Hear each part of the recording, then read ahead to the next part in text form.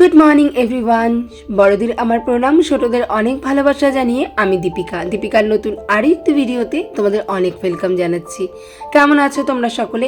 আশা করছি অনেক ভালো আছো, অনেক সুস্থ আছো। আমি এবং আমার পরিবার তোমাদের ভালোবাসায়, ভগবানের কৃপায় বেশ ভালোই আছি। সকালবেলা ঘুম থেকে উঠেছি 4:45 নাগাদ। ঘুম থেকে উঠেই নিয়মিত যোগায় চলে গেছিলাম। আর আজকে হলো একাদশী। সকলকে একাদশীর অনেক অনেক শুভেচ্ছা এবং অনেক ভালোবাসা রইল। তো আমি একাদশী করছি। সকালবেলা ঘুম থেকে উঠে যোগাইতে চলে গেছিলাম, ওখান থেকে এসে আগের ঘরের সমস্ত কাজকর্মগুলো সেরে নিচ্ছি। আসলে আজকে যেহেতু একাদশী করবো, তো পুরো বাড়িটাই একদম পরিষ্কার করে তারপরে কিন্তু স্নান করে পুজো দিয়ে খাওয়া দাওয়া করবো। আর তেমন তো ভাত রুটি কিছুই খাবো না, যেহেতু ফল খাবো। তো রান্নার তেমন একটা ঝামেলা নেই, ওই ছেলে মেয়ের জন্য একটু বাদে এক তরকারি একটা ভাত করে দিলেই কিন্তু ওদের হয়ে যাবে। তাই ভাবলাম ঘরের কাজগুলো পরিষ্কার করে, আর যেহেতু একাদশীতে সকালে কিন্তু স্নান না করে পুজো দিতে নেই কোনো মতেই না, মানে স্নান না করে পুজো না দিয়ে কিন্তু কিছু খাওয়া যায় না। আগে ভগবানকে অর্পণ করে তারপরে কিন্তু সেই প্রসাদ নিয়ে আমাদের একাদশী ব্রত পালন করা উচিত। যাই হোক, সকালে ওই এসে বাসি কাজকর্মগুলো সেরে নিচ্ছি। প্রথমে এই ঘরে বিছানাটা গুছিয়ে নিলাম। বিছানাটা গুছিয়ে তারপরে দেখলে ফ্রিজটাকে একটু ডাস্টিং ক্লিনিং করে নিলাম। তারপরে এই যে ডাইনিং টেবিলটা আছিল ওটাকেও পরিষ্কার করে আর ঘরটাকেও ঝাঁট দিয়ে নিয়েছি। এখন ঘরটাকেও ভালো করে মুছে নেব। আর বেশ কয়েক মাস ধরেই ভাবছি যে একাদশীটা শুরু করব, আবার মানে প্রথম থেকে শুরু করব, তো কিছুতেই যেন হয়ে উঠছে না। ওই একটার পর একটা ঝামেলা কিন্তু হয়েই চলেছে। ওই এতদিন ছিল যেমন ঘর ভাঙা নিয়ে একটা চাপের মধ্যে ছিলাম, তো সেই চাপটা কাটলো। তারপরে আবার এই যে মেয়ের এক্সাম, সমস্ত কিছু এখন কেটে গেছে। আসলে আমাদের জীবনে কিন্তু ওই ভালো সময় খারাপ সময়, মানে দুঃখ কষ্ট, মানে খারাপ ভালো সমস্ত কিছু কিন্তু আসতেই থাকবে। আর এইভাবেই কিন্তু আমাদের জীবনটাকে চালাতে হবে। তো আমি চিন্তা করলাম থাক, আমাদের কিন্তু বাধা বিঘ্ন ভালো সময় খারাপ সময় যেহেতু আসতেই থাকবে, তাহলে এক কাজ করি, মানে কোনো দিকে না ভেবে একাদশীটা শুরু করেই দিই। তো আজকের থেকে কিন্তু আমি একাদশী শুরু করে দিলাম। আর ইচ্ছা আছে প্রত্যেকটা তিথিতেই কিন্তু একাদশী করার। সকালে ওই ঘরের কাজগুলো কমপ্লিট করে এখন বাইরে চলে এসেছি। বাইরে উঠোনটাকেও ঝাঁট দিয়ে নিয়েছি, নিয়ে কিন্তু এই যে তুলসী মঞ্চটাকেও পরিষ্কার করে ধুয়ে নিয়েছি। তারপরে সরাসরি চলে এসেছি রান্নাঘরে। আর রান্নাঘরে কালকের কিছু বাসনপত্র, ওই রাত্রেবেলা চাউমিন খেয়েছিল, সন্ধ্যাবেলা একটু চাউমিন করা হয়েছিল, সেই সঙ্গে ওই রাত্রেবেলা তোমার সিমুই পায়েস করা হয়েছিল। তো কিছু কিছু বাসন আর কি সবাই যেগুলোতে খেয়েছিল, ছোটো ছোটো প্লেট বাটি, ওই সমস্তগুলো আর ধোয়া হয়েছিল না, তো ওইগুলোকে ধুয়ে পরিষ্কার করে নিলাম। আর যদিও বা রান্নাঘরটা পরিষ্কার করে রেখেছিলাম, গ্যাস টেবিল সমস্তটাই মুছে টুছে ধুয়েছিলাম, যেহেতু কালকে নিরামিষ খেয়েছিলাম, তো সমস্তটাই কিন্তু মোছা ছিল। তবুও যেহেতু আজকে একটু একাদশী করব, তো মন থেকে না একটু খুঁতখুত করলো। হ্যাঁ থাক, সব কিছু যখন পরিষ্কার হচ্ছে, রান্নাঘরটাকে আরও একবার ভালো করে পরিষ্কার করে গ্যাসটাকে ভালো করে মুছে তারপর রান্নাঘরটাকেও পরিষ্কার করে নিই। তাহলে দেখবে মানে মনের দিক থেকে যদি তৃপ্তি পাওয়া যায়, তাহলে অন্যান্য সমস্ত কাজ করেও কিন্তু শান্তি লাগে। আর মন থেকে যদি কোনো কাজ খুঁতখুত একটা ভাব নিয়ে করি, তাহলে দেখবে মনটা একদম অশান্তিতে ভরে যায়। আর সেই কাজটার প্রতি না মানে কেমন একটা ভালো লাগে না, মানে ভালো না লাগা, অশান্তি একটা কাজ করে আর কি, ওই আর কি। তো যাই হোক, রান্নাঘরটাকে পরিষ্কার করে সোজা চলে এসেছি ওপরে। তো এখন হচ্ছে ওপরে ঘরগুলোকে এক এক করে পরিষ্কার করে কিন্তু প্রত্যেকটা ঘর গুছিয়ে নেব। এই প্রথমে দেখো ব্যালকনিতে চলে আসলাম, সোফাটাকে ভালো করে পরিষ্কার করে এখন এই যে সোফার সামনে ছোট্ট একটা টুল, তো তোমার দাদাভাই বলেছে এই টুলটা দিয়ে তুমি এমনভাবে ডেকোরেশন করছো, ঠিক আছে তোমাকে আমি একটা কাচের টেবিল এনে দেবো। তো আমি বলেছি আচ্ছা ঠিক আছে এনে দেবো। আর যে কদিন না আনে সেই কদিন এই জিনিসটা দিয়েই এরকম সুন্দর করে সাজিয়ে রাখা যাবে। কারণ সবে মাত্র মুখ দিয়ে বলেছে যে টেবিল আনবে, সেটা কবে আনবে তারও এখন ঠিক ঠিকানা নেই। তো আনবে বলেছে দেখেই যে আমি এই জিনিসটা ফেলে দেবো তা কিন্তু নয়, ওই আনবে যখন তখন এই জিনিসটা সরিয়ে কাচের টেবিলটা আমি বসিয়ে নেব। যাই হোক, ভালো করে এখন ঘর বারান্দাগুলোকে ঝাড় দিয়ে নেবো, প্রত্যেকটা ঘর এক এক করে ঝাড় দিয়ে তারপরে কিন্তু ভালো করে মুছবো। আর দেখবে যে ঘর যদি ভালো করে পরিষ্কার করে একবার ঝাড় দেওয়া যায়, আর সবসময় না আমি বলতে কী করি, ঝাড় দেওয়ার সঙ্গে সঙ্গে মুছে ফেলি। ঝাড় দেওয়ার সঙ্গে সঙ্গে মুছে ফেললে ঘরটা তাড়াতাড়িও মোছা হয়ে যায় আর পরিষ্কারও হয়ে যায়। আর দেখবে ঘর সেই ঝাড় দিয়ে আসলাম 1 ঘন্টা 2 ঘন্টা 3 ঘন্টা পরে যদি ঘর মুছতে আসি, দেখবে ঘরে হয়তো চুল ছিটিয়ে আছে, নয় ধুলো বালি, মানে কিছু না কিছু একটা হবেই। তো সেই ক্ষেত্রে ঘরটা যদি ভালো করে ঝাড় দিয়ে সঙ্গে সঙ্গে মোছা যায়, তাহলে খাটনিটাও কম হয় আর নোংরাটাও কিন্তু কম হয়। প্রত্যেকটা ঘর ভালো মতো ঝাড় দিয়ে এখন ওই যে মার্বেল ক্লিনার যেটা আছে সেটাকে সারা মেঝেতে আমি ছড়িয়ে দিলাম, দিয়ে এখন কিন্তু এই যে ভালো করে পরিষ্কার করে ঘরটাকে মুছে নেব। শুধু ব্যালকনিটা নয়, প্রত্যেকটা ঘরই কিন্তু আমি সুন্দর করে পরিষ্কার করে মুছে নেব।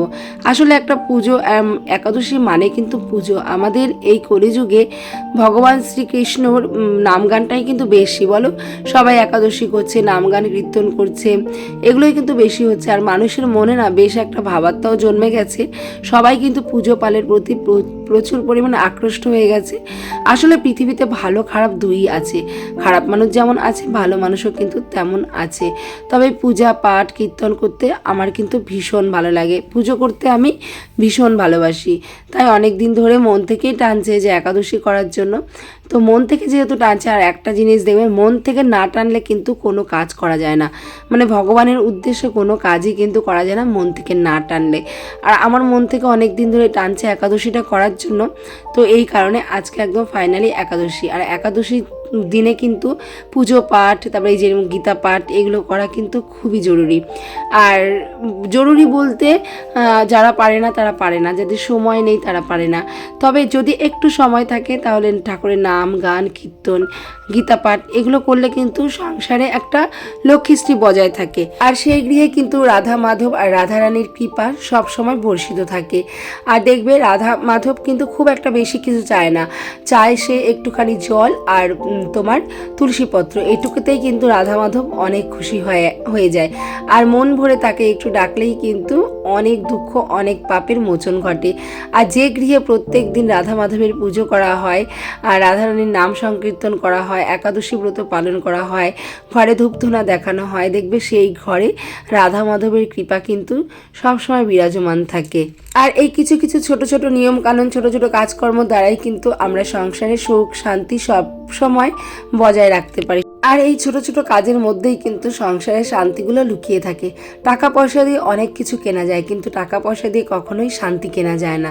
শান্তি কিনতে গেলে কিন্তু কখনো বাজারে যাওয়ার প্রয়োজন পড়ে না, বা ঝোলা ভর্তি করার টাকার প্রয়োজন পড়ে না। শান্তি কিনতে গেলে একটুখানি নিয়মকানুন, একটু পূজা অর্চনা এবং মনকে শান্ত রাখলেই তবেই কিন্তু সংসারে অনেক শান্তি চলে আসে। তো শান্তি আনতে যেহেতু অনেক টাকা পয়সার প্রয়োজন হয় না, তো আমরা চাইলেই কিন্তু একটুখানি নিজের পরিশ্রমের দ্বারা, নিজের গোছানো কাজের দ্বারা, নিজের সংসারে একটু নিয়ম শৃঙ্খলা দ্বারা কিন্তু আমরা সংসারে শান্তিটাকে অবশ্যই সবসময়ের জন্য বজায় রাখতে পারি। তোমাদের সঙ্গে গল্প করতে করতে সংসারের সমস্ত কাজকর্ম করে স্নান সেরে তারপরে কিন্তু দেখো একাদশীর যে ব্রত পুজোটা সেটাও দিয়ে নিয়েছি। তারপরে কিন্তু গীতা পাঠ করে সারা বাড়িতে ধূপ ধুনা দেখিয়ে তারপরে কিন্তু ঠাকুরের প্রসাদ নিয়ে আমি একাদশী ব্রতটা আজকে শুরু করে দিয়েছি। যাই হোক, নিচে এসে তারপর ওপরে আর কি, নিচে এসে না সরি, ওপরেই কিন্তু ওই বাবুর বিছানাটা তোলা বাকি ছিল। আর সকাল থেকে তো বাবু মানে পড়ছিল আর এই ঘরে অন্বেষা ঘুমাচ্ছিল, তো ওদের আর ডাকিনি সকালবেলা, তো ওরা ওরকমই ছিল। আমি সকালে সমস্ত ঘরের কাজকর্ম সেরে নিচে এসে তারপর স্নানটা কমপ্লিট করেছিলাম।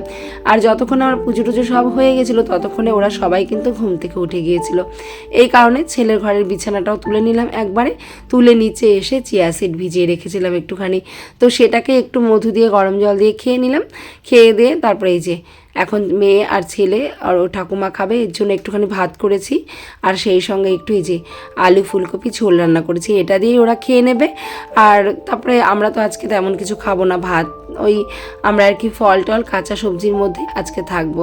তো ওদের খাবার টাবার দিয়ে দুপুরবেলা হয়ে গেছে। দুপুরবেলা মুখটাও জানি কেমন কেমন করছে, সকাল থেকে শুধু জল আর ওই চিয়া সিড মধু খেয়েছিলাম, শুধু জল টানছে, মানে জলটাই যেন বেশি করে খাচ্ছি। তারপরে যে একটু টমেটো দিয়ে, একটু কাঁচা ছোলা, টমেটো, শসা এগুলো দিয়ে একটু লঙ্কা দিয়ে মাখা করেছিলাম বেশ ঝাল ঝাল করে, খেতে কিন্তু বেশ ভালোই লাগছিল।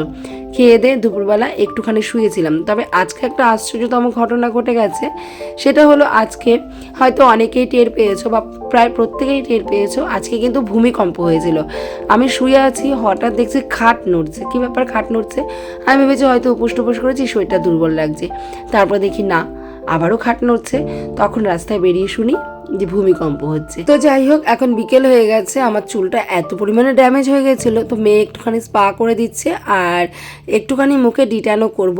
আর আমি জানো তো কখনো মুখের ব্যাপারে বলো, চুলের ব্যাপারে বলো, পার্লারে কোনো দিনও যাইনি, শুধুমাত্র ওই ভুরু প্লাগ এই পর্যন্ত কিন্তু সীমাবদ্ধ ছিলাম। তবে মেয়ে যেহেতু বাই প্রফেশন এই প্রফেশনে আছে, তো ভাবলাম যে তাহলে মেয়েও বলছে যে মা করে নাও একটুখানি, তাই কিন্তু করে নিচ্ছি। তো কেমন লাগছে আর অবশ্যই কিন্তু আমাকে কমেন্টস করে জানিও।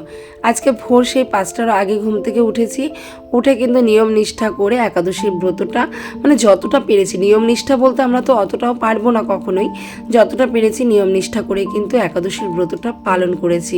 আর আমার যেটা মনে হয় এরকম পূজা পাল, একাদশীর ব্রত পালন, গীতা পাঠ এগুলো করলে কিন্তু রাধা মাধবের কৃপা সংসারে সবসময় বর্ষিত থাকে। যাই হোক, মেয়ে এত পরিমাণে চুল আর মুখ নিয়ে টানাটানি করেছে, খুব ক্লান্ত লাগছিল, তাই সন্ধ্যায় একটু কফি বানিয়ে খেয়েছিলাম। চলো তাহলে আজকের ভিডিওটা এই পর্যন্তই রাখছি। ভিডিওটি ভালো লাগলে লাইক করে দিও, কমেন্ট করো, চ্যানেলটাকে সাবস্ক্রাইব করে চাইলে আমার পাশে থাকতে পারো। চলো আজকের মতো এখানেই টাটা, দেখা হবে আবারও কালকে। সবাই ভালো থেকো।